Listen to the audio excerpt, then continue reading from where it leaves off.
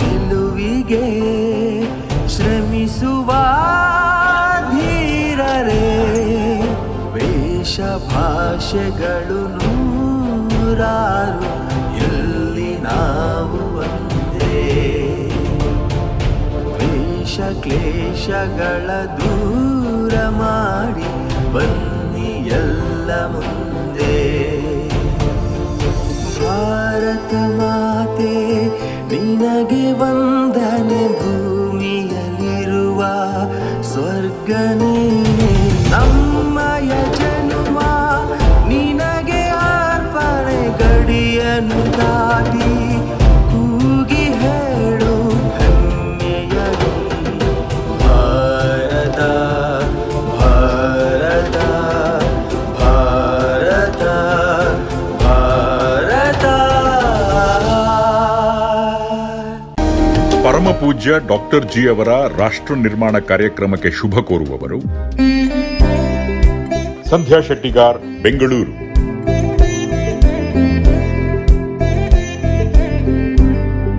Doctor Nataraj, Shripriya dental clinic, Konanur.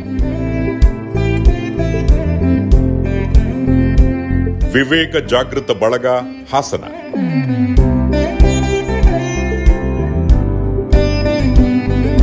Rohit ಬಾಳ್ಗಿ, Vasai, Mumbai.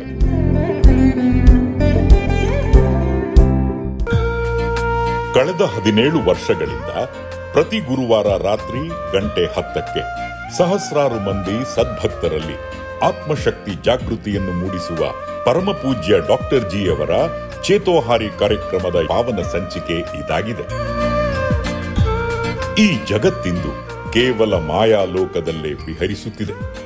ಆಧುನಿಕರಂತೂ ಹೆಚ್ಚಿನಂಶ ಸರ್ವದಾ ನಾನು, ನನ್ನದು, ನನ್ನಿಂದ, ನನ್ನಿಂದಲೇ, ನನ್ನಿಂದಾಗಿಯೇ, ನಮಗೆಲ್ಲರಿಗಾಗಿಯೇ, ನಮ್ಮಿಂದಲೇ ಎಂಬಿ ಗರಿಬಿರಿದ ಅಹಂಕಾರ, ಮಮಕಾರಗಳ ಸ್ವಾರ್ಥತೆ, ಸ್ವೈರತೆ, ಸಂಕುಚಿತತೆಗಳಿಂದಲೇ ಜಗದಗಲ ಯಥಾರ್ಥವಾಗಿ ಮೋಜಿನಿಂದಲೇ ಬಲು ವಿಧಗಳಿಂದ ಮೆರೆದಾಡುತ್ತಿದ್ದಾರೆ. ಪ್ರತಿ ಮಾನವನಲ್ಲಿ 93% ಜೈವಿಕ ಕ್ರಿಯೆಗಳ ರೂವಾರಿಯಾದ ದೇಹಕ್ಕೆ ವರ್ಚಸ್ಸಿನ ರುಮಾಲಾದ ದೇವರು ಪ್ರಾಣಶಕ್ತಿ. ಇಂದು ಎನರ್ಜಿ ಆಗಿರುವವನು ಯಾರ್ಯಾರಿಗೂ ಬೇಡದವನು ಎಂದಾಗಿ ಅನುದಿನದ ಅಲರ್ಜಿಯೇ ಆಗಿರುವುದು ನಿಜಕ್ಕೂ ವಿಚಿತ್ರವಾದರೂ ಸತ್ಯವಾಗಿದೆ. ಇಂಥ ಶೋಚನೀಯ ದುಸ್ಥಿತಿಯಿಂದ ಈ ಜಗತ್ತನ್ನು ಪಾರು ಮಾಡಲೆಂದೇ ಇದೇ ಜಗತ್ತಿಗೊಂದೇ ಆದ ಶ್ರೀ ಗುರೂಜಿ ಸ್ವಾಮಿ ವಿವೇಕಾನಂದರ ದಿವ್ಯ ಲೀಲಾ ಕ್ಷೇತ್ರವಾದ ಈ ಡಿವೈನ್ ಪಾರ್ಕ್. ಇದಂತೂ ಜಗತ್ತಿಗೊಂದೇ ಆದ ಸ್ಪಿರಿಚುವಲ್ ಲ್ಯಾಬೋರೇಟರಿಯೇ ಆಗಿದೆ.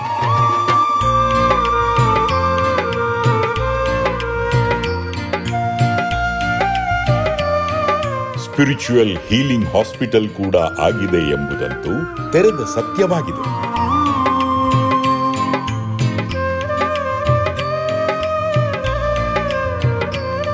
ಕಳೆದ 50 ವರ್ಷಗಳಿಂದ ಕೋಟಿಗಟ್ಟಲೆ ಸದ್ಭಕ್ತರನ್ನು ನಿರ್ಮಿಸಿದ ವಿಶೇಷ ಕೀರ್ತಿಗೆ ಪಾತ್ರವಾದ ಈ ಡಿವೈನ್ ಪಾರ್ಕ್ ಎಂಬುದಂತೂ ಡೈನಮಿಕ್ ಸ್ಪಿರಿಚುಯಾಲಿಟಿಯ ನಿತ್ಯ ಸತ್ಯ ಕೇಂದ್ರವಾಗಿದೆ. ಅಷ್ಟೇಕೆ ಸಾರ್ಥಕ ಸಾಧನಾ ಗರಡಿಯೇ ಆಗಿದೆ. ವೃತ್ತಿಯಲ್ಲಿ ಆಲೋಪತಿ ವೈದ್ಯರಾದ ಪೂಜ್ಯ doctor G BSc, MBBS, FAGE ಇಲ್ಲಿನ ಆಡಳಿತ ನಿರ್ದೇಶಕರಾಗಿದ್ದರು. ಪ್ರವೃತ್ತಿಯಲ್ಲಿ ಅತ್ಯಪರೂಪದ ದೈವ ಸಾಕ್ಷಾತ್ಕಾರ ಪಡೆದು ಭಗವದಾನಂದ ಲೋಕದಲ್ಲೇ ಸದಾ ವಿಹರಿಸುವ ಅತ್ಯಪರೂಪದ ಆಧುನಿಕ ಸಂತ ಶ್ರೇಷ್ಠರೆಂಬುದು ವಿಚಿತ್ರವಾದರೂ ನಿಜವಾಗಿದೆ. ಜಗದಗಲ ಮೆರೆದಾಡುವ ಸಾಮಾನ್ಯ ಮಾನವರೆಲ್ಲರೂ ಇಲ್ಲಿಗೆ ಬಂದು ಕ್ರಮಬದ್ಧ ಸಾಧಕರಾಗಿ ನಿಜಕ್ಕೂ ಚೈತನ್ಯಶೀಲ ಮಾಧವರೇ ಆಗಿದ್ದಾರೆ. ಕೋಟಿಗಟ್ಟಲೆ ನರರೆಲ್ಲರೂ ವ್ಯಕ್ತಿತ್ವ ವಿಕಸನಗೊಂಡು ಯಥಾರ್ಥ ಹರರೇ ಆಗಿದ್ದಾರೆ.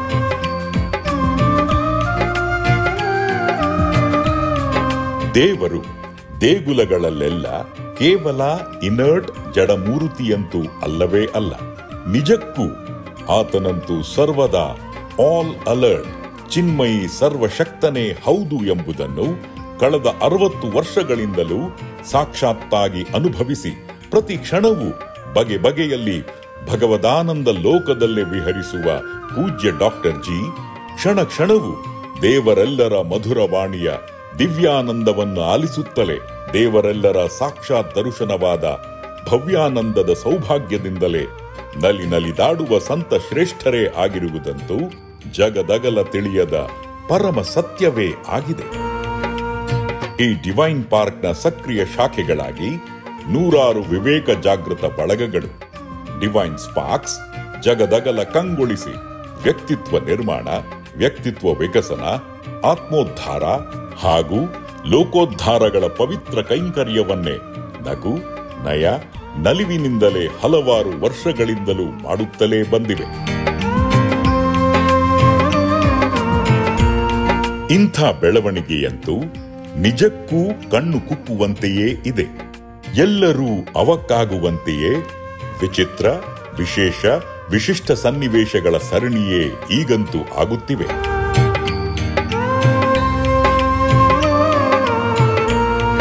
ಪ್ರತಿ ಗುರುವಾರ ಶ್ರೀ ಶಂಕರ ವಾಹಿನಿಯ ಮೂಲಕ ಪೂಜ್ಯ ಡಾಕ್ಟರ್ ಜಿ ಅವರು ಡೈನಮಿಕ್ ಸ್ಪಿರಿಚುಯಾಲಿಟಿಯ ಬಹುಮುಖಗಳ ಬಗ್ಗೆ ಭಕ್ತರೆಲ್ಲರ ಮನೆ ಹಾಗೂ ಮನಗಳಲ್ಲಿ ಅದ್ಭುತವಾಗಿ ವಿಹರಿಸುತ್ತಲೇ ಬಂದು ಜಗತ್ತಿನಲ್ಲಿ ನವ ಆಧ್ಯಾತ್ಮಿಕ ವಿಶಿಷ್ಟ ಕ್ರಾಂತಿಯನ್ನೇ ಮಾಡುತ್ತಲೇ ಬಂದಿದ್ದಾರೆ. ಪ್ರತಿ ಬಾರಿ 25ರ ಸಂಚಿಕೆಗಳ ಅವಧಿಯಲ್ಲಿ ಗಣ್ಯ ಮಹನೀಯರ ವಿಶೇಷ ಸಂದರ್ಶನದ ಸೌಭಾಗ್ಯದೊಂದಿಗೆ ನಾವಂತೂ ಈ ನೂತನ ಆಧ್ಯಾತ್ಮಿಕ ಕ್ರಾಂತಿಯನ್ನು ಮುನ್ನಡೆಸುತ್ತಲೇ ಬಂದಿದ್ದೇವೆ.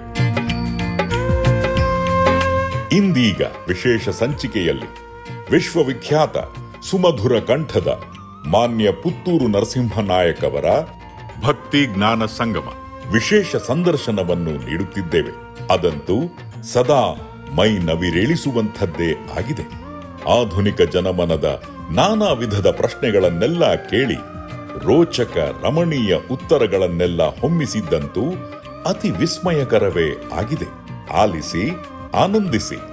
ನಿಷ್ಠ ಸದ್ಭಕ್ತರಾದ ನಿಮ್ಮೆಲ್ಲರಲ್ಲೂ ಅನನ್ಯ ಇಷ್ಟ ಪ್ರೇಮ ಹಾಗೂ ಗುರುಭಕ್ತಿಗಳಂತೂ ಸರ್ವದಾ ಸಂವರ್ಧನೆಗೊಂಡು ನಿಮ್ಮೊಳಗೆ ಅನನ್ಯ ಕಾರ್ಯದಕ್ಷತೆ, ಕರ್ತವ್ಯಶೀಲತೆ, ಶಿಸ್ತು, ಸಂಯಮಗಳೆಲ್ಲವೂ ಅಕ್ಷಯವಾಗಿ ಅನಂತವಾಗಿ ಚಿಮ್ಮಿ ನಿಮ್ಮೆಲ್ಲರ ಜೀವನವಂತೂ ನಿತ್ಯ ನೂತನವೂ ಸತ್ಯಪಾವನವೂ ಆಗಿ ನಿಮ್ಮ ಬಾಳೆಲ್ಲ ಬೆಳಕಾಗಿ ಬದುಕೆಲ್ಲ ಬಂಗಾರವಾಗಿ ಜೀವನವಂತೂ ಜೇನಾಗಲೇಬೇಕೆಂದು ಹಾರೈಸುವೆವು. ನವೋತ್ಸಾಹದ ಕಿಡಿಯಾಗಿಯೇ ಅಕ್ಷಯ ಆನಂದವಂತೂ ಸದಾ ಚಿಮ್ಮುತ್ತಿರಲಿ, ಸರ್ವದಾ ಹೊಮ್ಮುತ್ತಿರಲಿ.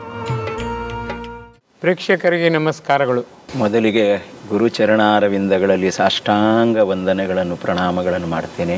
ಕಾಶಿ, ಅಯೋಧ್ಯ, ಮಥುರಾ, ಬದರಿ, ಕೇದಾರ್ ಎಲ್ಲ ಕ್ಷೇತ್ರಗಳು ಅಂತ ನಾವು ಅಲ್ಲಿಗೆ ಹೋಗಬೇಕು ಅಂತ ಆಸೆ ಪಡ್ತೀವಿ. ನನಗೆ ಅಲ್ಲಿಗೆಲ್ಲ ಹೋಗಬೇಕು ಅಂತ ಅನ್ನಿಸ್ತಾನೇ ಇಲ್ಲ. ಮತ್ತು ನನಗೆ ನನ್ನ ದೇವರ ಕೋಣೆಯಲ್ಲಿ ಕೂತು ವಿಷ್ಣು ಸಹಸ್ರನಾಮ ಹಾಡಿದಾಗ ನನಗೆ ಸಿಗುವಂತಹ ಮನಸ್ಸಿನ ಆನಂದ ಮತ್ತು ಸಂತೋಷ ಏನಿದೆ ಅಲ್ಲ, ಅಲ್ಲಿಗೆ ಸಾಕು ಅಂತ ಪರಮಾದ್ಭುತ ಸುಪ್ರೀಂ ಮತ್ತೇನಿಲ್ವೇ ಇಲ್ಲ. ಹೋಗ್ಬೇಕು ಅಂತಲೇ ಅನ್ನಿಸ್ತಾ ಇಲ್ಲ. ನಾನು ಅದಕ್ಕೆ ತಮ್ಮನ್ನು ಕೇಳಬೇಕು ಅಂತ, ಯಾಕಂದ್ರೆ ಇದು ತಪ್ಪ ನಾನು ಹೋಗದೇ ಇದ್ರೆ ನನಗೂ ಹಾಗೆ ನೋಡ್ಬೇಕಂತ ಅನಿಸೋದಿಲ್ಲ. ಆಗ ಅವರೇ ಬಂದು ತೋರಿಸ್ತಾರೆ. ನಾನು ಇನ್ನೂ ಶಬರಿಮಲೆಗೆ ಹೋಗ್ಲಿಲ್ಲ. ಈ ಶಬರಿನಾಥನೇ ಬಂದು ಎಷ್ಟೋ ಸರಿ ಮಗು ನಾನು ಶಬರಿಲಿದ್ದೇನೆ ಅಂತಾರೆ. ನೀನು ಕಷ್ಟಪಡೋದೇ ಬೇಡ, ನಾನು ನಿನ್ನ ಮುಂದೆ ಬರ್ತೇನೆ, ಯಾಕೆ ಒದ್ದಾಡ್ತೀಯ ಅಂತ. ಪರಮಾದ್ಭುತ ಇದೆಲ್ಲ ಭಗವಂತ ಅಷ್ಟು ಕರುಣಾಮಯ. ಭಕ್ತರ ಏನು ಕಣ್ಣೀರು ಹರಿಸಿ ಬೇಡಿದ್ರು ಖಂಡಿತ ಈಡೇರಿಸಿ ಬಿಡ್ತಾನೆ. ಎಷ್ಟೋ ಅಲ್ಲಿ ಹೋದಾಗ ಬರೀ ಹೊರಗಿನ ಆಕರ್ಷಣೆ ಹೊರತು ಮತ್ತೇನು ಅಲ್ಲ. ಹೌದು, ಎಷ್ಟೋ ಸರ್ತಿ ಕೆಲವು ಕಷ್ಟ ಅಂತ ಹೇಳಿದ್ರೆ ಎಂತಹ ಒಂದು ದೊಡ್ಡ ದೊಡ್ಡ ಸಮಸ್ಯೆಗಳು ಬಂದಾಗ, ತುಂಬ ದೊಡ್ಡ ಸಮಸ್ಯೆಗಳು, ಅದನ್ನು ನಾನು ಪರಿಹರಿಸಲಿಕ್ಕೆ ಸಾಧ್ಯನೇ ಇಲ್ಲ, ನಾನು ಮುಳುಗ್ತಾ ಇದ್ದೇನೆ ಅಂತ ಹೇಳುವಾಗ ನನಗೆ ಗೊತ್ತೇ ಇಲ್ಲ. ನೆಕ್ಸ್ಟ್ ಡೇ ನೋಡಿದರೆ ಆ ಸಮಸ್ಯೆಯೇ ಇಲ್ಲ. ಕರೆಕ್ಟ್. ಯಾಕಂದರೆ ಅವನೇ ಅದನ್ನು ಪರಿಹರಿಸಿರ್ತಾನೆ. ಆದರೆ ಪರಿಹರಿಸಿರೋದು ನನ್ನ ಅನುಭವಕ್ಕೆ ತರ್ತಾನೆ, ನಾನಿದ್ದೇನೆ ಅಂತ. ಹೌದು, ಅಲ್ಲಿ ನಾವು ಜಂಬ ಮಾಡಬಾರ್ದು. ನನಗೆ ಅಲ್ಲಿ ಭಾಗಬೇಕು, ಬೀಗಬಾರದು. ಸಾಮಾನ್ಯವಾಗಿ ಎಲ್ಲ ಸೋಲುದೇ ಗೊತ್ತಾ. ನಾನು ಪರಿಹಾರ ಕಂಡ್ಕೊಂಡೆ ಬೀಗ್ತಾರೆ, ಹೋಯ್ತು. ಮತ್ತೆ ಆ ಅವಕಾಶ ಬರೋದು ಭಾರಿ ಯಾರು. ಅಯ್ಯೋ ನನಗೆ ಗೊತ್ತಿಲ್ಲ ಅಂತ ನೀನು ಪಾರ್ ಮಾಡಿದೆಯಲ್ಲ, ಹೋ ಗ್ರೇಟೆಸ್ಟ್ ಯು ಆರ್. ಖಂಡಿತ ಬೀಗಿದ ಬದಲಿಗೆ ಬಾಗಿದ್ರಿ ಎಂತ ಅದ್ಭುತ. ಪ್ರತಿದಿನ ಬರುತ್ತಾನೆ, ಪ್ರತಿದಿನ ಮುನ್ನಡೆಸುತ್ತಾನೆ. ಅದೇ ಟೆಸ್ಟ್ ನೋಡುದು. ಆಟೋ ರಿಕ್ಷಾ ಡ್ರೈವರ್ ಪೆಟ್ರೋಲ್ ಹಾಕಿ ಪೆಟ್ರೋಲ್ ಎಷ್ಟಿದೆ ನೋಡ್ತಾನೆ ನೋಡಿ, ಅದೇ ಥರ ಇವ ಎಷ್ಟು ಅಂಶ ಸಾಚ ಇದೆ, ಎಷ್ಟು ಅಂಶ ಕೋಟ ಇದೆ ಅಂತ. ಹೌದು ಹೌದು. ಬದುಕಿನಲ್ಲಿ ಭಗವಂತ ಬಹಳ ಜಾಣ, ಎಲ್ಲ ಕೊಟ್ಟು ಏನಿಲ್ಲ ಅವ್ನು ತಪ್ಪಿಗಿರ್ತಾರೆ. ಜ್ಞಾನ ಕೊಡೋದು ಅವನೇ, ಏನು ಗೊತ್ತಿಲ್ದಂಗೆ ಇರೋದು ಅವನೇ. ಭಾಳ ಭಗವಂತನೇ ಸಾಟಿ ಅಂತಾರೆ ಗುರು, ಸತ್ಯ ಬೇರೆ ಯಾರೂ ಇಲ್ಲ. ಇಲ್ಲ. ಹೌದು. ನಾನು 2010ನೇ ಇಸ್ವಿಯಲ್ಲಿ ಅಮೇರಿಕಕ್ಕೆ ಹೋಗಿದ್ದೆ. ಅಲ್ಲಿ ಶಿಕಾಗೋದಲ್ಲಿ ನೋಡಿದ್ರಾ? ಹಾ, ಗುರೂಜಿ ನಿಂತ ಜಾಗ, ಭಾಷಣ ಮಾಡಿದ ಜಾಗ. ಆ ಜಾಗಕ್ಕೆ ಅಲ್ಲಿ ಹೋದಾಗ, ಸ್ಟೇಜ್ ಹತ್ರ ಹೋದಾಗ ಮೈ ಒಳಗೆ ಒಂದು ರೀತಿಯ ಕಂಪನ ಆಗತ್ತೆ. ಮೈ ಒಳಗೆ ಒಂದು ಕಂಪನ. ಹಾಗಂತ ಹೇಳಿ ಅದು ಒಂದು ದೊಡ್ಡ ಒಂದು ಇದಲ್ಲ, ಒಂದು 400-500 ಜನ ಕೂತ್ಕೊಳ್ಳಬಹುದಾದಂತಹ ಒಂದು ಹಾಲ್. ಆದರೆ ಅಲ್ಲಿಯ ವೈಬ್ರೇಷನ್ ಇನ್ನೂ ಇದೆ, ಇನ್ನೂ ಇದೆ.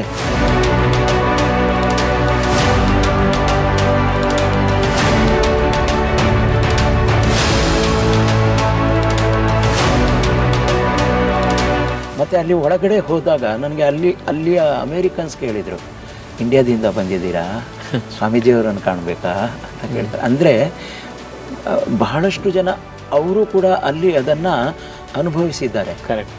ಆ ವೈಬ್ರೇಷನನ್ನು ಅನುಭವಿಸಿದ ಕಾರಣ ಅವರು ನಿಮಗೆ ಸ್ವಾಮಿಯನ್ನು ಕಾಣಬೇಕಾ ಅಂತ ಇಲ್ಲದೆ ನನಗೆ ಯಾಕೆ ಕೇಳ್ತಾರೆ ಅವರು? ಖಂಡಿತ ಹೌದು. ಒಂದು ಅದು ನನಗೆ ಅನ್ನಿಸ್ತದೆ, ಡಾಕ್ಟರ್ಜಿ ನೀವು ಹಾಗೆ ಹೋಗಬೇಕು. ನಾನು ಹೋಗಿದ್ದೇನೆ. ಅಲ್ಲ, ಹೋಗಿದ್ದೀರಿ. ಇನ್ನು ಬೇರೆ ಬೇರೆ ಬಹಳಷ್ಟು ದೇಶಗಳಿಗೆ ತಾವು ಹೋಗಬೇಕಾದ ಅವಶ್ಯಕತೆ ನನಗೆ ಕಾಣ್ತಾ ಇದೆ. ಯಾಕಂದರೆ ಗುರೂಜಿ ತಮ್ಮನ್ನು ನಡೆಸ್ತಾರೆ. ಹೌದು, ಖಂಡಿತ. ಗುರೂಜಿ ತಮ್ಮನ್ನು ನಡೆಸ್ತಾರೆ ಅಂತ ನೀವೇ ಹೇಳಿದ ಕಾರಣ ನೀವು ಅದನ್ನು ಹೋಗಿ ಮಾಡಿದರೆ ಈ ದೇಶದ ಒಂದು ಆಧ್ಯಾತ್ಮ ಶಕ್ತಿ ಇಡೀ ಜಗತ್ತಿಗೆ ಇನ್ನೂ ಹೆಚ್ಚು ಗೊತ್ತಾಗುತ್ತೆ. ಯಾಕಂದರೆ ಈಗಲೇ ಗೊತ್ತಾಗ್ತಾ ಇದೆ. ನಾನು ಸ್ವೀಡನ್ಗೆ ಹೋದಾಗ ನನಗೊಂದು ಅನುಭವ ಆಯಿತು. ಅಲ್ಲಿ ಸ್ವೀಡನ್ಗೆ ಕಾರ್ಯಕ್ರಮ ಎಲ್ಲ ಮುಗಿಸಿ ನಾವು ಮರುದಿನ ನಮ್ಮನ್ನು ಸೈಟ್ ಸೀಯಿಂಗ್ಗೆ ಕರ್ಕೊಂಡು ಹೋದಾಗ ಅಲ್ಲಿ ನಾನು ಆ ಗೈಡನ್ನು ಕೇಳಿದೆ, ಇಲ್ಲಿಯ ಆಧ್ಯಾತ್ಮ ಕೇಂದ್ರಗಳು ಅಂದರೆ ಅವರ ಧರ್ಮದ ಪ್ರಕಾರ ಹೇಗಿದೆ ನಿಮಗೆ ಈಗ? ಇಲ್ಲ, ಇಲ್ಲಿ ಜನರಿಗೆ ಆ ನಂಬಿಕೆಗಳೆಲ್ಲ ಹೊರಟೋಗಿದೆ. ನಂಬಿಕೆಗಳೆಲ್ಲ ಹೊರಟೋಗಿದೆ. ಈಗ ಅದೆಲ್ಲ ಇಲ್ಲ ಇಲ್ಲಿ. ಈಗ ಆಧ್ಯಾತ್ಮ ಕೇಂದ್ರಗಳನ್ನೇ ಮಾರ್ತಾ ಇದ್ದಾರೆ. This is the fact. ಯಾಕಂದ್ರೆ ದುಡ್ಡು ಸಿಗುತ್ತೆ. ಹೌದು, ಮಾರ್ತಾ ಇದ್ದಾರೆ ಅಂತ. ಅಂತಹ ಸಂದರ್ಭದಲ್ಲಿ ಅಲ್ಲಿ ಆ ದೇಶಗಳಿಗೆ ಒಂದು ನಮ್ಮ ಈ ಚಿಂತನೆಗಳು, ಸ್ವಾಮಿಯ ಚಿಂತನೆಗಳು, ಗುರೂಜಿ ಚಿಂತನೆಗಳು, ನಂಬಿಕೆ ಇರುವವರು ಹೋಗ್ಬೇಕು. ಆನೆ ತರ ಬಲ ಕೊಡುವವರು ಹೋಗ್ಬೇಕು. ಇರುವೆ ಆದ್ರೂ ಪ್ರಯೋಜನ ಇಲ್ಲ. ಅದಕ್ಕೆ ನಾನು ಡಾಕ್ಟರ್ಜಿ ಎಲ್ಲ ದೇಶಗಳಿಗೆ ನಂಗೆ ಪರ್ಮಿಷನ್ ಕೊಡ್ಬೇಕು. ಗುರುಜಿ ಕಳ್ಸಿದ್ರೆ ಗ್ಯಾರಂಟಿ ಹೋಗ್ತೇನೆ. ಪರಮಾದ್ಭುತ ಮಾತ್ರ. ಹೌದು. ಹಾಗಾಗಿ ಎಷ್ಟು ಕಷ್ಟಪಟ್ಟಿದ್ದಾರೆ ಸ್ವಾಮಿ ವಿವೇಕಾನಂದ. ನೆಲದಲ್ಲೆಲ್ಲ ಮಲ್ಕೊಂಡು ಥ್ರೂಔಟ್ ಇಂಡಿಯಾ ಬರೀ ಕಾಲ್ನಲ್ಲಿ ಹೋಗಿ.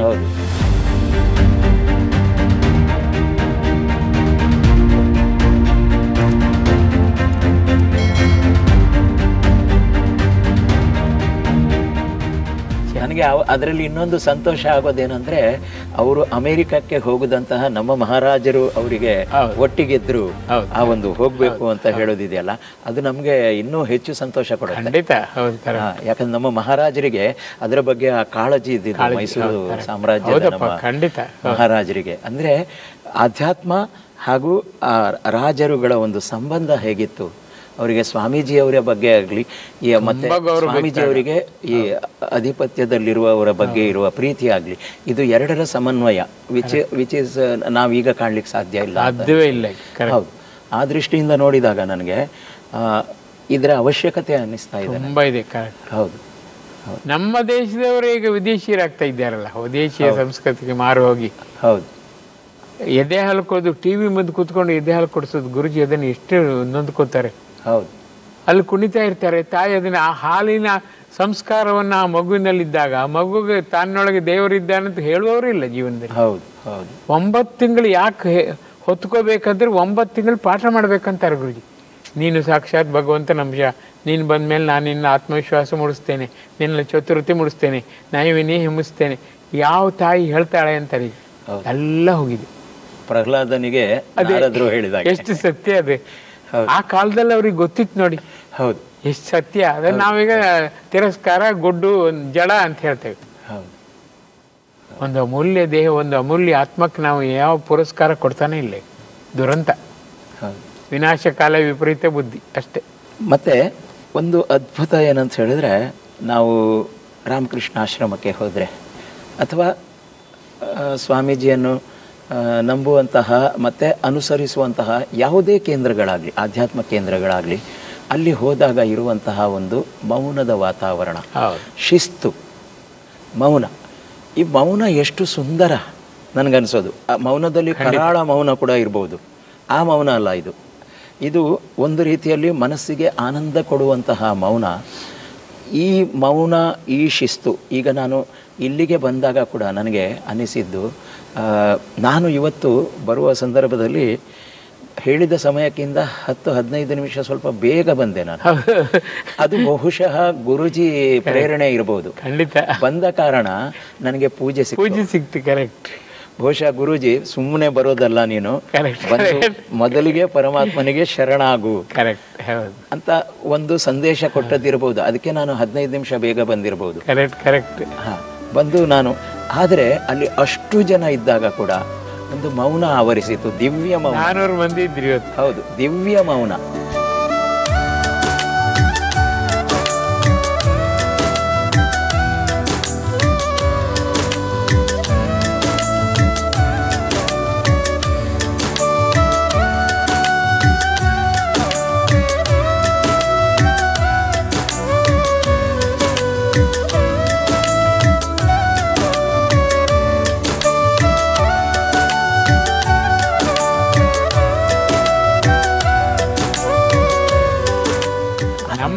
ಹೈಲೈಟ್ ಅದು, ಶ್ರದ್ಧೆ ಇಲ್ಲ. ಹೌದು. ಯಾಕೆ ಅಂತ ಹೇಳಿದ್ರೆ ಆ ಮೌನ ಬೇರೆ ಕಡೆಗಳಲ್ಲಿ ಇಲ್ಲ, ಸಿಕ್ಕುದೇ ಇಲ್ಲ. ಯಾಕೆ ಅದು ಹಾಗೆ? ಅಲ್ಲ, ಒಳಗಡೆ ಭಗವಂತ ಇದ್ದಾನೆ, ಅಬ್ಸರ್ವ್ಸ್, ಕ್ಯಾಚಿಂಗ್, ಮ್ಯಾಚಿಂಗ್ ಮಾಡ್ತೇನೆ ಅಂತ ಗೊತ್ತಿಲ್ಲ ನಮ್ಗೆ. ದೇವರಿದ್ದಾನೆ ಅಂತ ಒಳಗಡೆ ಗೊತ್ತೇ ಇಲ್ವಲ್ಲ. ನಾವೆಷ್ಟು ಪಾಪಿಷ್ಟ್ರು ಯೋಚನೆ ಮಾಡಿ. ನಾನು ಬದುಕುದು, ನಾನು ಊಟ ಮಾಡೋದು, ನಾನು ಜೀರ್ಣ ಮಾಡೋದು. ನಾವು ಈ ತೂತಿಂದ ತಗೊಂಡು ಇನ್ನೊಂದು ತೂತಿಂದ ಹೊರಗಾಗೋದು ಗೊತ್ತು. ಒಳಗೆ 30 ಅಡಿ ಉದ್ದದ ಕರಳು ಎಷ್ಟು ಕೆಲಸ ಮಾಡ್ತದೆ, 24 ಗಂಟೆ ಸದ್ದಿಲ್ಲದೆ ಸುದ್ದಿ ಮಾಡದೆ ಕೆಲಸ ಮಾಡುತ್ತದೆ. ನಮ್ಮ ಇಡೀ ನೇಚರ್ನಲ್ಲಿ ಸದ್ದಿಲ್ಲದೆ ಸುದ್ದಿ ಮಾಡಿದ್ದುಂಟ? ಕೆಮ್ಮೋದು, ಕಾಲು ಚಪ್ಪಳ ಮಾಡೋದು, ಕೈ ತಟ್ಟೋದು. ಸದ್ದಿಲ್ಲ ಅಂದ್ರೆ ಸತ್ತ ಅಂತೆ ನಮ್ಮ ಲೆಕ್ಕ. ಜೀವಂತವಾಗಿದ್ದು ಸದ್ದಿಲ್ಲದೆ ಕೆಲಸ ಮಾಡೋಕ್ಕೊಂದು ಆಗುತ್ತೆ ಅಂತ. ಆ ಮೌನವೇ ಗಾನ, ಗಾನವೇ ಪಾನ, ಪಾನವೇ ಯಾನ. ಗುರುಜಿ ಯಾವಾಗಲೂ ಹೇಳ್ತಾರೆ, ಮೌನ ಅದು ಸೈಲೆನ್ಸ್ ಆದರೂ ಸೈಲೆಂಟ್ ಆಗಿ ನೀನಿರ್ಬೇಕಂತ ನಿನ್ನ ಸೂಚನೆ. ಒಳಗಿನ ಭಗವಂತನಿಗೆ ಖುಷಿ ಆಗುತ್ತೆ ಆವಾಗ. ರಾತ್ರಿ ಮಲಗಿದಾಗ ಹಾಯಾಗಿ ಅವ ಜೀರ್ಣಶಕ್ತಿಯನ್ನು ಮುನ್ನಡೆಸ್ತಾ ಇರ್ತಾನೆ. ನಾನಾ ಯೋಚನೆಗಳನ್ನು ಯೋಜನೆ ಮೂಲಕ ಗೆದರುವಂತೆ ಮಾಡಿ ಬೆಳಗ್ಗೆ ಏಳುವಾಗ ಉತ್ತರ ಸಿಗುವಂತೆ ಮಾಡ್ತಾನೆ. ಸಮಸ್ಯೆಯನ್ನು ರಾತ್ರಿ ಅವ ಯೋಚನೆ ಮಾಡಿ ಬೆಳಗ್ಗೆ ಉತ್ತರ ರೆಡಿ ಮಾಡಿ ಇಡ್ತಾನೆ. ಯಾರಿದ್ದಾರೆ? ತಂದೆ ತಾಯಿ ಬಂಧು ಬಳಗ ಯಾರೂ ಇಲ್ಲ. ಹೌದು. ಹಾಗಾಗಿ ಅದ್ಭುತ. Forget your self, get himself ಅಂತಾರೆ. ಎಷ್ಟು ಸತ್ಯ. ಹೌದು. ಅವನೇ ಎಲ್ಲ, ನೀನೇ ಎಲ್ಲ. ಹೌದು, ಕರೆಕ್ಟ್. ನಾನೇ ಇಲ್ಲ, ನೀನೇ ಎಲ್ಲ. ನನ್ನ ನಳಿಸು, ನಿನ್ನ ಮೆರೆಸು, ನಾನು ಕಂದ ತೋರು ಅಂದ. ಎಷ್ಟು ಸತ್ಯ. ಅದೆಲ್ಲ ಕನ್ನಡ ಸರಳವಾದ ಒಂದು ಮಂತ್ರಗಳು, ಅದ್ಭುತ ಮಂತ್ರ ಅದು. ಹೌದು. ಅದು ಪ್ರಾಣಶಕ್ತಿ ಇಷ್ಟು ಗ್ರೇಟ್ ಅಂತ ಅರ್ಥ ಆದರೆ ಎಷ್ಟು ಸುಲಭ. ಒಳಗಿನ ಪ್ರಾಣಶಕ್ತಿಯನ್ನು ಕಾಣುವುದು, ಕೇಳುವುದು, ಮಾತಾಡೋದು, ಅದೇ ನನ್ನ ಗುರಿ ಅಂತ ಹೇಳಿದರೆ ಧ್ಯಾನ ಸುಲಭ. ಆಗ ಒಳಗಡೆಗೆ diving deep, digging deep, dragging deep. ಒಳಗೆ ಆಳಕ್ಕೆ ಹೋಗೋದು ಗೊತ್ತೇ ಇಲ್ಲ ನಮಗೆ. ಹೊರಗಡೆ ಪ್ರಪಂಚ ನೋಡಿ ನೋಡಿ ನೋಡಿ ಒಳ ಕಣ್ಣು ನಮ್ದು ಗೊತ್ತೇ ಇಲ್ಲ, ಒಳ ಕಿವಿಗೆ ಗೊತ್ತೇ ಇಲ್ಲ. ಆ ಸ್ಥಿತಿಲಿ ನಾವಿದ್ದೇವೆ. ಹೌದು. ಈಗಂತೂ ಮಕ್ಕಳಿಗೆ ಕಣ್ಣು ಮುಚ್ಕೊಂಡ್ರೆ ನಿದ್ದೆ, ಮತ್ತೆಂಥದ್ದು ಇಲ್ಲಲ್ಲ. ಅದಕ್ಕೆ ಹೇಳ್ತಾರೆ ಗುರುಜಿ, ವಿಶೇಷ ಜ್ಞಾನವೇ ವಿಜ್ಞಾನ, ಅಧಿಕ ವಿಮುಖ ಜ್ಞಾನ ಆಗಿದೆ. ವಿಜ್ಞಾನ, ವಿಮುಖ ಜ್ಞಾನ. ಎಷ್ಟು ಸತ್ಯ. ಭಗವಂತ ನೀವು ಹೇಳಿದ ಬಹಳಷ್ಟು ವಿಚಾರಗಳಲ್ಲಿ ನನ್ನ ಮುಂದಿನ ಪ್ರಶ್ನೆಗೆ ಉತ್ತರ ಸಿಕ್ಕಿದೆ. ಆದರೆ ಮತ್ತೆ ಕೇಳ್ತೀನಿ, ಭಗವಂತ ಶಕ್ತಿಯೇ ಅಥವಾ ಅನುಭವವೇ? ಎರಡು. ಅನುಭವ ಆಗ್ಬೇಕಾದ್ರೆ ಶಕ್ತಿ ಬೇಕು. ಶಕ್ತಿ ಇದ್ರೆ ಅನುಭವ ಆಗ್ಲೇಬೇಕು. ಎರಡು. ಅದು ಇದು ಮದುವೆ ಆಗೋದು ಹುಚ್ಚಿ ಬಿಡೋದು ಮದುವೆ ಆಗೋದು, ಎರಡು ಸೇಮ್. ಬೀಜ ಮೊದಲ, ವೃಕ್ಷ ಮೊದಲ, ಎರಡು ಸೇಮ್. ಅವನು ನಮಗೆ ಶಕ್ತಿ ರೂಪದಲ್ಲೂ ಕಾಣ್ತಾನೆ, ಅನುಭವದ ಶಕ್ತಿ ರೂಪದಲ್ಲಿ ಕಂಡದ್ರಿಂದ ಅನುಭವ ಸಿಕ್ಕತ್ತೆ. ಲೈಟ್ ಶಕ್ತಿ ಆದ್ದರಿಂದ ಲೈಟಿನ ಅನುಭವ ಆಗುತ್ತೆ. ಲೈಟ್ ಇಲ್ದಿದ್ರೆ ಅನುಭವ ಆಗುದಾಗೆ. ಆದ್ರೆ ಅನುಭವ ಆಗ್ಬೇಕಾದ್ರೆ ಶಕ್ತಿ ಬೇಕು, ಶಕ್ತಿ ಇರ್ಬೇಕಾದ್ರೆ ಅನುಭವ ಆಗ್ಬೇಕು. ಒಂದಕ್ಕೊಂದು ಕನೆಕ್ಷನ್. ಹೌದು, ಖಂಡಿತ. ಪರಸ್ಪರ ಪೂರಕ, ಪ್ರೇರಕ, ಪೋಷಕ. ಹಾಗಾಗಿ ಅವ ಅಷ್ಟು ಇದ್ದದ್ರಿಂದ ಅವನೇ ಸಾಟಿ, ಬೇರೆ ಯಾರು ಇಲ್ವೇ ಇಲ್ಲ. ಯಾವ ಲೆವೆಲ್ ಹೋದ್ರು ಅವ ಸುಪ್ರೀಂ, ಮತ್ತೆ ಯಾರು ಇಲ್ವೇ ಇಲ್ಲ. ಹೌದು, ಹೌದು. ಕೆಲವು ಸರ್ತಿ ನಾನು ಒಂದು 3 ಗಂಟೆ ಹಾಡ್ತಾ ಇದ್ರೆ 3 ಗಂಟೆ ಹಾಡುವ ಸಂದರ್ಭದಲ್ಲಿ 1 ಅಥವಾ 2 ನಿಮಿಷ ಅಷ್ಟೇ, ಹೆಚ್ಚಿಲ್ಲ. ದೇಹ ಇರೋದು ಗೊತ್ತಾಗೋದಿಲ್ಲ, ಖಂಡಿತ ದೇಹ ಇರೋದು ಗೊತ್ತಾಗೋದಿಲ್ಲ. ಆದರೆ ಹಾಡು ಮುಂದೆ ಹೋಗ್ತಾ ಇರುತ್ತೆ, ಹಾಡು ನಡೀತಾ ಇರುತ್ತೆ. 2 ಮಿನಿಟ್ಸ್ ಆದಮೇಲೆ ನನಗೆ ನಾನು ಹಾಡಿದ್ದು ಎಲ್ಲಿದೆ ಅಲ್ಲಿಂದ ಮುಂದೆ ಹೋಗ್ತಾ ಇರ್ತೀನಿ. ಆ ಮಧ್ಯದ 2 ಮಿನಿಟ್ಸ್ ಈ ದೇಹ ಇರೋದು ಗೊತ್ತಿಲ್ಲ, ಹಾಡಿದ್ದು ಗೊತ್ತಿಲ್ಲ, ಏನೂ ಗೊತ್ತಿಲ್ಲ. ಇದು ಏನು ಸ್ಥಿತಿ ಗುರುಜಿ? ಅಲ್ಲ, ಇದೀಗ 10% ಇವಲ್ಯೂಷನ್, ಅದು 100% ಆಗ ದೇಹವೇ ನೆನಪತ್ತು ನಿಮಗೆ. ಈಗ ಆರಂಭದಲ್ಲಿ ನಿಮ್ಮಲ್ಲಿ ಶಕ್ತಿ ಇದೆ ಅಂತ ಒಂದು ಇನ್ಸೆಂಟಿವ್ ಕೊಟ್ಟಂಗೆ ಖಂಡಿತ ನೀವು ಆಳಕ್ಕೆ ಹೋಗಿ ಇನ್ನೂ ಸಿಗತ್ತೆ. ಹೌದು. ಅಂದರೆ ಹಾಗೆ ನೀವು ಈ ಆರಂಭದಲ್ಲಿ ನಿಮಗೆ ನೋಡಿ ದೇಹ ಮರ್ತು ಹೋಗಿದೆ, ಅದೇ ಥರ ತುದಿವರೆಗೂ ಹೋಗ್ಬೋದು ಅಂತ ಒಂದು ಇನ್ಸೆಂಟಿವ್ ಕೊಟ್ಟು ಪ್ರೋತ್ಸಾಹ ಕೊಟ್ಟಂಗೆ ಭಗವಂತ ಆಸೆ ಹುಡ್ಸೋದು. ಈಗ ನೀವು ಇನ್ನಷ್ಟು ಡೈವಿಂಗ್ ಡೀಪ್ ಆಗಬೇಕು. ಇದು ಕೇವಲ ಪ್ರಾರಂಭ ಆಗುತ್ತೆ. ಸದಾಶಯ ಸನಾತ ಪ್ರಜ್ಞೆ ಅಂತಾರೆ ಗುರುಜಿ.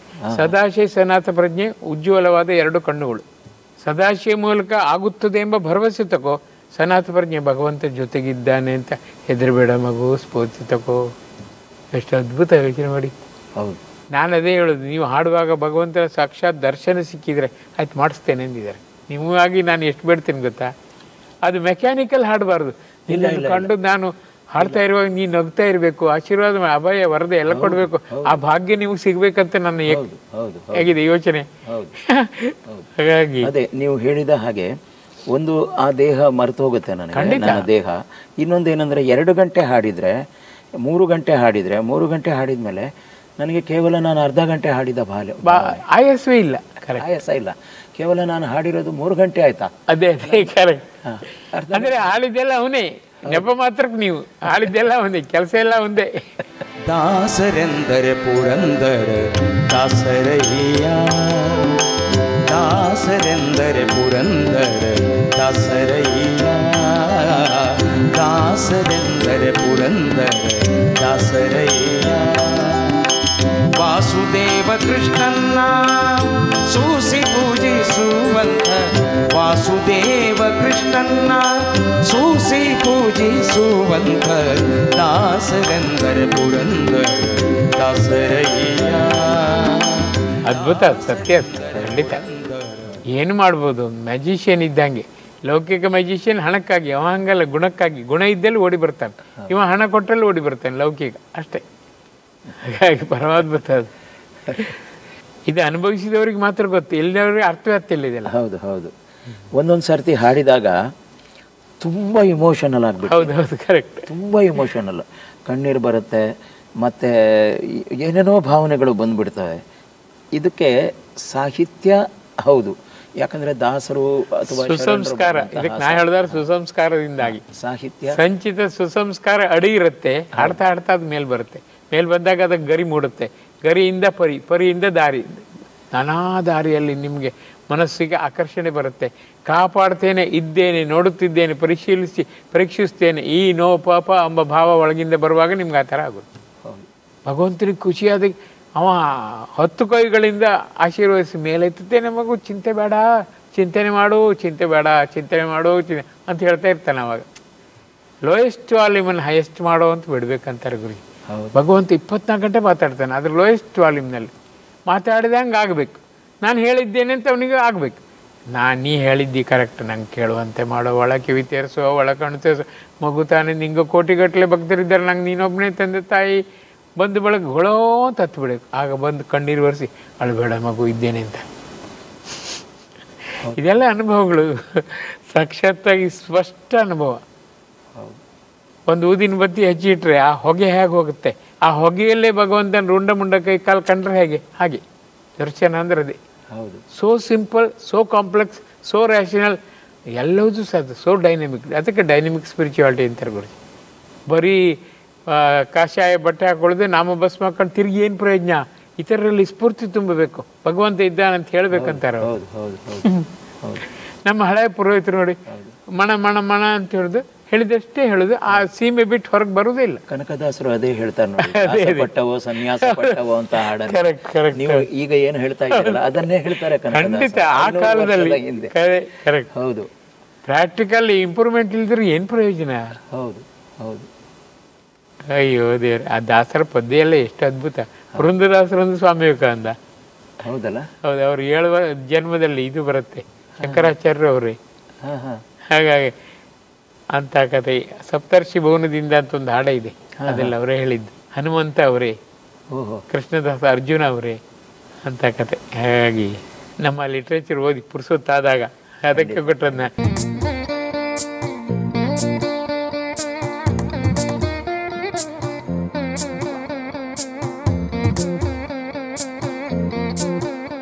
ನಿಮ್ಗೆ ಪುರ್ಸೊತ್ತಾಗೋದೇ ಕಡಿಮೆ, ಆದ್ರೂ ಒಂದು ಇರ್ಲಿ ಅಂತ, ಜೊತೆಗಿರ್ಲಿ ಅಂತ ಧೈರ್ಯ.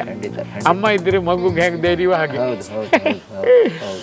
ಹಾಗೆ ಕರ್ಮಫಲ ಅಂದರೆ ಈ ಪರಮಾತ್ಮ ಭಗವದ್ಗೀತೆಯಲ್ಲಿ ಹೇಳಿದ ಹಾಗೆ ನಮ್ಮ ಕರ್ಮಾನುಸಾರ ನಮಗೆ ಆಗತ್ತೆ ಮತ್ತೆ ಮತ್ತೆ ಹುಟ್ಟು ಸಾವು, ಹುಟ್ಟು ಸಾವು, ಹುಟ್ಟು ಸಾವು ಆಗುತ್ತೆ. 84 ಲಕ್ಷ ಬೇರೆ ಬೇರೆ ಯೋನಿಯಲ್ಲಿ ಹುಟ್ಟಿ ಬಂದು ಪ್ರಾಣಿ ಯೋನಿ, ಪಕ್ಷಿ ಯೋನಿ, ಹೀಗೆ ಆಗಿ ಕೊನೆಗೆ ಮನುಷ್ಯ ಜನ್ಮಕ್ಕೆ ಬರ್ತಾನೆ. ಅಲ್ಲಿಂದ ಅವನು ಮುಕ್ತಿ ಹೊಂದುವಂತಹ ದಾರಿ ನೋಡಬೇಕು. ಹೌದು, ಖಂಡಿತ ಅಂತ ಪರಮಾತ್ಮ ಹೇಳ್ತಾನೆ. ಅಂದರೆ ಈಗ ಪ್ರಾಣಿ ಯೋನಿ, ಪಕ್ಷಿ ಯೋನಿಗಳಲ್ಲೆಲ್ಲ ಬಂದಾಗ ಅವುಗಳಿಗೆ ಪಾಪ ಪುಣ್ಯದ ಲೇಪ ಇದೆಯೇ? ಅವಕ್ಕಿರುವುದಿಲ್ಲ, ಇರೋದಿಲ್ಲ. ಆದ್ರೆ ಭಗವಂತ ಲೆಕ್ಕ ಹಾಕ್ತಾನೆ. ಹೋ, ಹಾಗೆ ನಾನು ಮೆಚ್ಚುವ ಕೆಲಸ ನೀ ಮಾಡಿದರೆ ಪ್ಲಸ್. ನಾನು ಏನು ಅಂದ್ಕೊಳ್ತಾ ಇದ್ದೆ, ಅವರಿಗೆ ಪಾಪ ಪುಣ್ಯದ ಒಂದು ಇದಿಲ್ಲ ಅಂತಾದರೆ, ಕೌಂಟ್ ಇಲ್ಲ ಅಂತಾದರೆ, ಅವರು ಮತ್ತೆ ಪ್ರಾಣ ಶಕ್ತಿಯಾಗಿ ಅವ ಒಳಗಿದ್ದಾನಲ್ಲ, ಅವನ್ ಲೆಕ್ಕ ಹಾಕ್ತಾನೆ. ಹೋ ಹೋ, ಪ್ರಾಣ ಶಕ್ತಿ ಇದೆ ಅವರು. ಹೌದು. ಎಷ್ಟು ಸುಲಭ. ನಂದಿದ್ದು 3ನೇ ವರ್ಷದಲ್ಲಿ ನಂಗೆ ಕ್ವಶನ್ ಬಂದಿತ್ತು, ಪ್ರಾಣಿ ಪಕ್ಷಿಗಳಿಗೆ ಲೆಕ್ಕ ಇಡೋದು ಯಾರು? ಹೌದು. ಅದಕ್ಕೆ ಉತ್ತರ ಸಿಕ್ಕಿದ ಮಾತ್ರ ಆಮೇಲೆ ಹೌದು, ಪ್ರಾಣವೇ ಲೆಕ್ಕ ಇಡುತ್ತೆ ಅದಕ್ಕೆ. ಅಯ್ಯೋ ಇದಕ್ಕೆ ಪಾಪ ಆಗುದೇ, ಅಮ್ಮನಿಗೆ ಹಿಡಿದಿಲ್ಲ ಅಂದ್ಕೊಳ್ಳಿ, ಅಮ್ಮನ ಕೆಲಸ ಮಗ ಮಾಡೋದಿಲ್ವಾ? ಹೌದು. ಯೋಚನೆ ಕಡೆ ಅದು ಮತ್ತೆ ಅಪ್ಗ್ರೇಡ್ ಆಗೋದು ಹೇಗೆ? ಅದ್ರಲ್ಲಿ ಪ್ಲಸ್ ಜಾಸ್ತಿ ಆದಾಗ ಅಪ್ಗ್ರೇಡ್ ಬರುತ್ತೆ ನೆಕ್ಸ್ಟ್ ಟೈಮ್, ಹಾಗೆ ಅಷ್ಟೇ. ಪ್ಲಸ್ ಜಾಸ್ತಿ ಆದ್ರೆ ಉತ್ತಮ ಪ್ರಾಣಿ ಆಗತ್ತೆ. ಹೌದು. ಪ್ರಾಣಿ ಆಗುತ್ತೆ, ಮನುಷ್ಯ ಲಾಸ್ಟಿಗೆ ಮನುಷ್ಯ ಆಗುದು. ಹೌದು. ಅಂದರೆ ಈಗ ಮನುಷ್ಯ ಜನ್ಮಕ್ಕೆ ಬಂದ ಮೇಲೆ ಅವನ ಕರ್ಮ ಫಲದಲ್ಲಿ ಅವನು ಕೆಟ್ಟದ್ದು ಮಾಡಿ ಪಾಪವನ್ನು ಹೆಚ್ಚು ಹೆಚ್ಚು ಹೆಚ್ಚು ಮಾಡಿದ ಅಂತ ಪ್ರಾಣಿ ಆಗ್ತಾನೆ. ಹಿಂಬಡ್ತಿ ಇದೆ, ಹಿಂಬಡ್ತಿ ಇರ್ಲೇಬೇಕಲ್ಲ, ಜೀವನ ನಡಿಬೇಕಲ್ಲ. ಹೌದು ಹೌದು. ಎಷ್ಟು ಸತ್ಯ ನೋಡಿದೆ. ಅದಕ್ಕೆ ಹೇಳಿದೆ 64,000 ವರ್ಷದ ನಂತರ ಇನ್ನೊಂದು ಜನ್ಮ, ಮನುಷ್ಯ ಜನ್ಮ. ಅಷ್ಟರೊಳಗೆ ನಾನಾ ರೀತಿ ಆಗುತ್ತೆ ಮಧ್ಯದಲ್ಲಿ. 64,000 ಬರಬಹುದು, ಇರಬಹುದು. ಓ ಹಾಗೆ. 64,000 ನಾನಾ ರೀತಿಯ ಬೇರೆ ಬೇರೆ ಬೇರೆ ಅಮೀಬಾದಿಂದ ಹಿಡಿದು ಏನೋ ಆಗ್ಬೋದು, ಬೀಳುದು ಏಳುದು ಎಲ್ಲ, ಇರುವೆಯಿಂದ ಹಿಡಿದು ಆನೆ ತನಕ ಹೋಗುತ್ತೆ, ಯಾರಿಗೊತ್ತು. ಅದೇ ಆದ್ರೆ ಅವನು ಹೌ ಗ್ರೇಟ್ ಇಂಟೆಲಿಜೆಂಟ್ ಮಾರ್ರೆ, ಅವನಿಗೆ ಇದೆಲ್ಲ ಕೆಡ್ಕಲ್ಲ. ಒಬ್ರಿಗೂ ಅನ್ಯಾಯ ಮಾಡ್ಬೇಕು, ಟೂ ರ್ಯಾಷನಲ್. ಅಲ್ಲಿವರೆಗೆ ಸುತ್ತಾ ಇರ್ಬೇಕು, ಸುತ್ತಾ ಇರ್ಬೇಕು. ಪುನರಪಿ ಜನರಂ ಪುನರಪಿ ಮರಣಂ, ಅಷ್ಟೇ. ಪುನರಪಿ ಜನನಿ ಜಠರೇ ಯ ಸಂಸಾರ ಬಹು ದುಸ್ತಾರ ಕೃಪೆಯ ಪಾಹಿ ಮುರಾರೆ. ಎಷ್ಟು ಸತ್ಯ ನೋಡಿ ಇದೆಲ್ಲ ಎಣಿಸ್ಕೊಂಡಾಗ. ನಂದೇ ಜಗತ್ತು, ನಂದೇ ಕಾಂಪೌಂಡ್, ನಂದೇ ಮನೆ, ಎಷ್ಟು ಕ್ಷುಲ್ಲಕ. ಹೌದು. ಈ ಯಾತ್ರೆಯಲ್ಲಿ ನಮ್ಗೆ ಜಾಗವೇ ಇಲ್ಲ ಅಲ್ಲಿ. ಅಯ್ಯೋ ದೇವ್ರಿ, ಭಾರಿ ಕಷ್ಟ. ಅದು ಎಲ್ಲ ಬಿಟ್ಟು ಹೋಗ್ತೇವೆ, ಎಲ್ಲ ಸಂಗ್ರಹಿಸ್ತೇವೆ. ಎಂತ ಮುಡುತ್ತಾನಲ್ವಾ? ಹೌದು. ತಗೊಂಡೋಗಾಗ ಏನೂ ಇಲ್ಲ, ಏನೂ ಇಲ್ಲ. ಅಲ್ಲಿವರೆಗೆ ಎಲ್ಲ ನಂದು ನಂದು ನಂದು ನಂದು ನೇಮ್ ಪ್ಲೇಟ್ ಎಲ್ಲ ಪ್ರತಿ ರೋಮ ರೋಮಕ್ಕೂ ಹಾಕಿರ್ತೇವೆ. ಅಯ್ಯೋ ದೇವ್ರೆ, ಆ ಭಗವಂತ ಅದೇ ಹೇಳುದು, ರೋಮ ರೋಮದಲ್ಲೂ ಅವನ ಚಾಪನ್ನು ನಾವು ಮೂಡಿಸ್ತಾನೆ. ಎಷ್ಟು ರೋಮ ಇದೆ ಅಂತ ನಾವು ಲೆಕ್ಕ ಮಾಡಲಿಲ್ಲ ಇನ್ನು. ಹೌದು ಹೌದು.